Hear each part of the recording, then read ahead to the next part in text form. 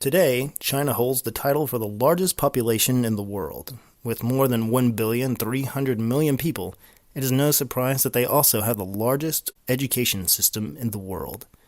With such a large population, this begs the question, how has China met the educational needs of their population? On April 12, 1986, the 6th National People's Congress passed a nationwide law called the Compulsory Education Law of the People's Republic of China. This law was formulated to ensure that every citizen of China would have a free 9-year education. In accordance with the law, no child shall be tested for entrance into the compulsory education system. This ensures that all students in both large cities and rural, underdeveloped areas will have 9 years of education.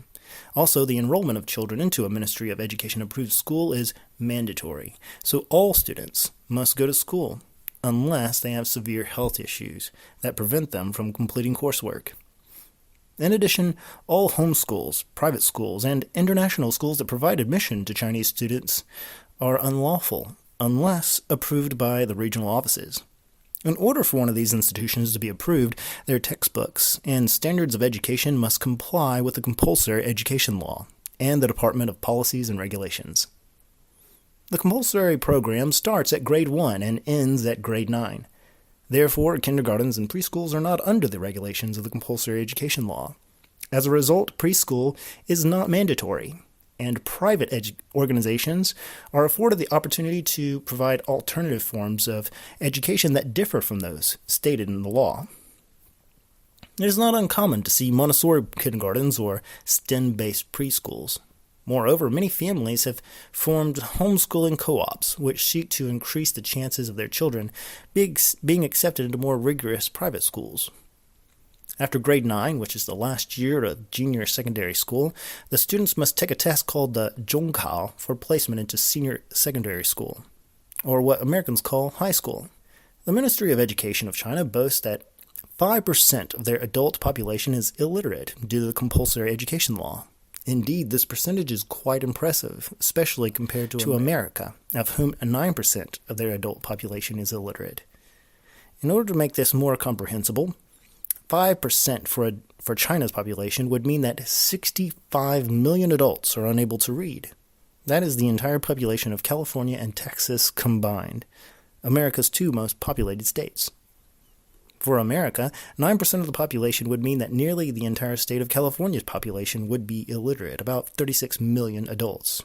According to Proliteracy, enabling adults to read can bring people out of poverty by enabling them to further their education and equipping them with the additional skill sets that would otherwise be unavailable. The ability to read can change people's lives, so China has really demonstrated this through example by enabling more than 1.2 billion people to read and thus contributing to their overall economic development. The standardization and structure of education under the compulsory education law has led to increasing competition among parents and students. There are roughly 2,600 higher education institutions in China. This means that about 12 million people are able to attend some form of higher education provided by the Chinese education system, including online degree programs.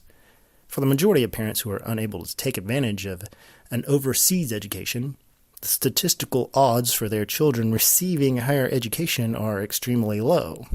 Consequently, the majority of parents are enrolling their children in preschools at the age of 3 and 4 in order to give their child an educational advantage over other students. The hope of the parents is to provide their child with the skills necessary to test into a private elementary school, where education standards are even higher than those set forth by the Ministry of Education. Parents are hoping that if their child has a great start by getting into a prestigious elementary school, there are greater odds that their child will also be able to test into a top-ranking high school, which in turn will provide greater chances for their child to test into college.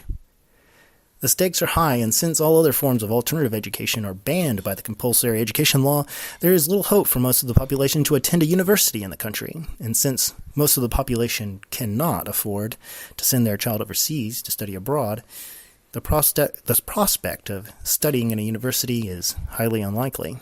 And if students are unable to attend a university, their chances of finding an acceptable employment drastically declines.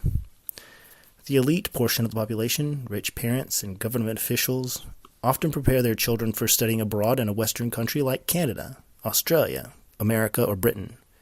It is estimated by China's Ministry of Education in 2015, more than 5,000 students studied abroad.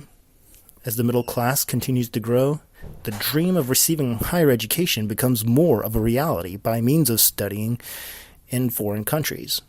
This increased demand for studying in Western countries has also increased the demand for English language teaching in mainland China. It is easy to go to any mall in the big cities of China and find half a dozen English centers teaching students from the ages of 4 to 15. It is no doubt that the compulsory education law has provided literacy to most of the country, and in turn, provided great economic gain for the country. But unless their universities are built, or some of the strict educational prohibitions are lifted, the majority of the Chinese people may never have the opportunity to study in a university.